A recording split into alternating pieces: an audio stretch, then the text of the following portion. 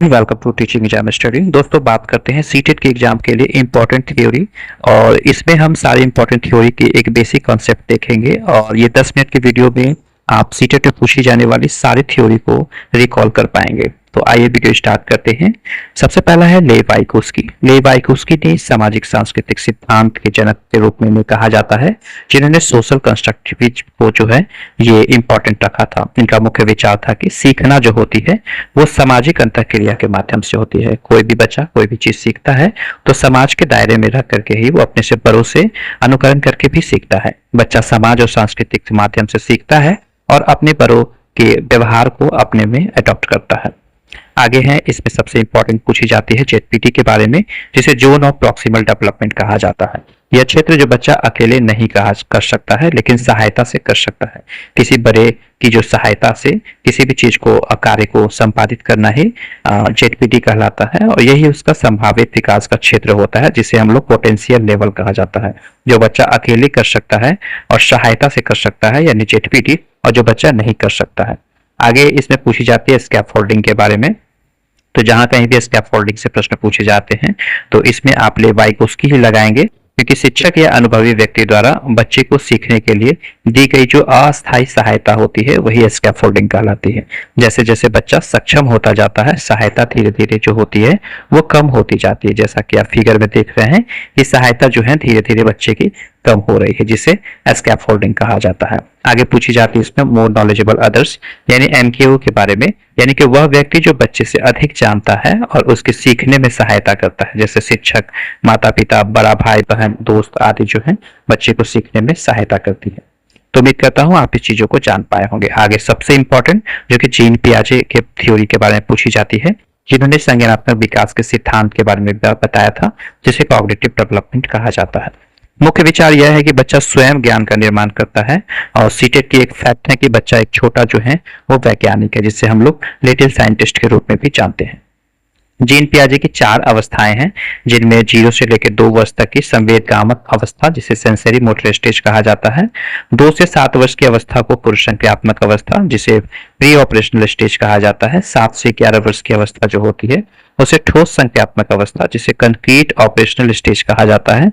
और 11 से ज्यादा वर्ष की आयु के बच्चों को औपचारिक संज्ञानात्मक अवस्था यानी फॉर्मल ऑपरेशन स्टेज कहा जाता है। और पियाजे के संबंध में इंपॉर्टेंट कंसेप्ट है, जिसमें स्कीमा के बारे में पूछा जाता है। स्कीमा होता है ज्ञान का मानसिक संरचना या ढांचा।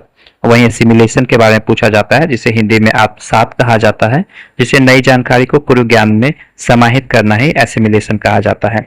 एकोमोडेशन के बारे में पूछा जाता है, जिसे समायोजन कहा जाता है कि नई जानकारी के अनुसार पूर्व ज्ञान में परिवर्तन करना ही एकोमोडेशन कहलाता है। वहीं इक्विलिब्रेशन कहा जाता है, जिसे संतुलन हिंदी में कहा जाता है, जो कि आत्मसात और समायोजन की प्रक्रिया के द्वारा मानसिक संतुलन जो होती है वो स्थापित करती है।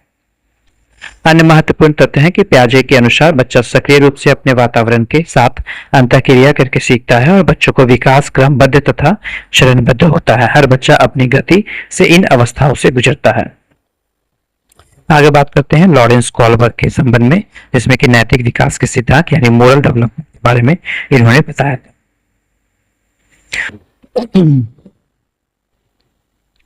नैतिक विकास के सिद्धांत, जिसे मोरल डेवलपमेंट के रूप में इन्होंने बताया, जिसे कोलबर्ग का मानना था कि नैतिक विकास यानी मोरल डेवलपमेंट जो होती है वो क्रमिक चरणों में होती है और यह संज्ञानात्मक विकास को जो है वो प्रभावित करती है। नैतिक विकास के 3 स्तर होते हैं, जिसे प्री कन्वेंशनल लेवल, जिसे पूर्व सम्मेलन स्तर कहा जाता है, कन्वेंशनल लेवल जिसे सम्मेलन स्तर कहा जाता है, और पोस्ट कन्वेंशनल लेवल जिसे उत्तर सम्मेलन स्तर कहा जाता है। कुल 6 अवस्थाएं हैं होती हैं, यानी कि 2-2 करके। पुरुष सम्मेलन अवस्था में दंड और आज्ञापालक उन्मुखता होती है, जिसे स्टेजेस होती है, जिसमें बच्चा सही काम को दंड से बचने के लिए करता है। साधन और व्यक्तिमता लाभ उन्मुखता, जिसे बच्चा सही काम को अपने लाभ के लिए सीखता है।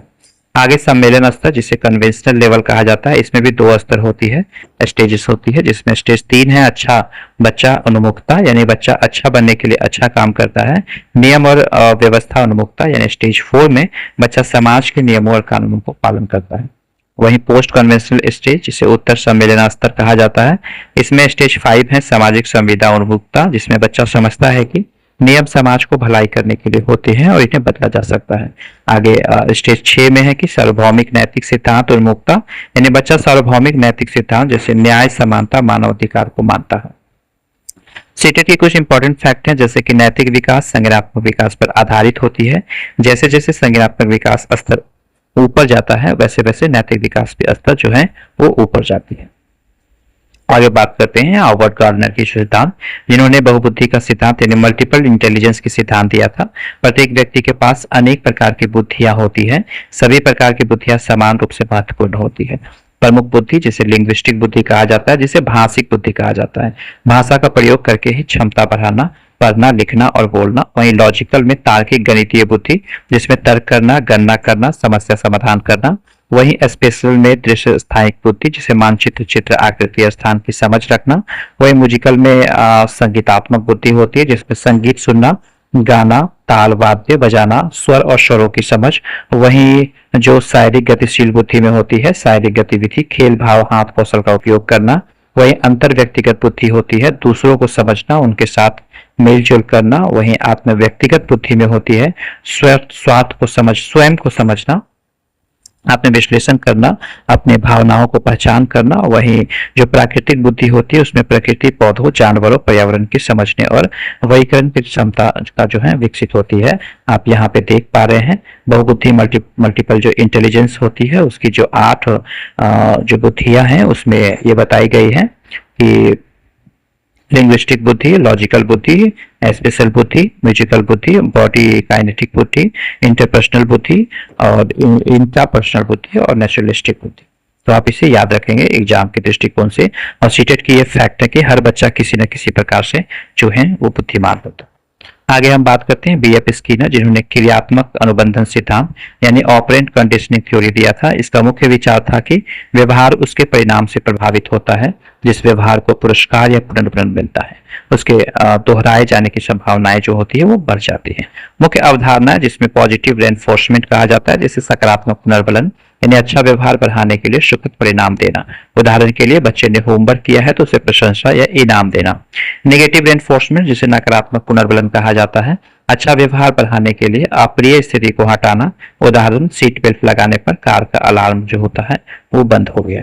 पनिशमेंट यानी कि अवांछित व्यवहार का कम करना। उदाहरण गलती पर डांटना या अतिरिक्त काम देना। एक्सटिंक्शन जिसे लोप कहा जाता है, पुनर्बलन के बंद होने पर व्यवहार धीरे धीरे समाप्त हो जाती है, यानी बच्चे के रोने पर यदि ध्यान ना दे तो वह रोना बंद कर देता है। सीटेट की फैक्ट है कि जिस व्यवहार को पुनर्बलन मिलता है उसके दोहराए जाने की संभावना जो होती है वो बढ़ती है। आगे हम बात करते हैं एक और इम्पोर्टेंट मनोवैज्ञानिक जिसे नोम चॉम्स्की कहा जाता है। इन्होंने भाषा अर्जन सिद्धांत यानी लैंग्वेज एक्विजिशन डिवाइस के बारे में बताया था। ये सिद्धांत नोम चॉम्स्की के द्वारा प्रतिपादित किया जाया था। इन्होंने एलएडी शब्द बताया था यानी कि लैंग्वेज एक्विजिशन डिवाइसेस, यानी कि जन्मजात भाषा की जो क्षमता होती है बच्चों में उसके बारे में इन्होंने जिक्र किया था। यह हमारे मस्तिष्क में मौजूद एक जन्मजात उपकरण होता है और यह भाषा सीखने की क्षमता को है वो बढ़ाता है। आगे यूनिवर्सल ग्रामर जिसे सार्वभौमिक व्याकरण कहा जाता है। सभी मानवों में भाषा की मूलभूत संरचना समान होती है। विभिन्न भाषाएं सही रूप से भिन्न भिन्न होती है लेकिन उनकी आधारभूत संरचना व्याकरण जो होती है वो समान होती है।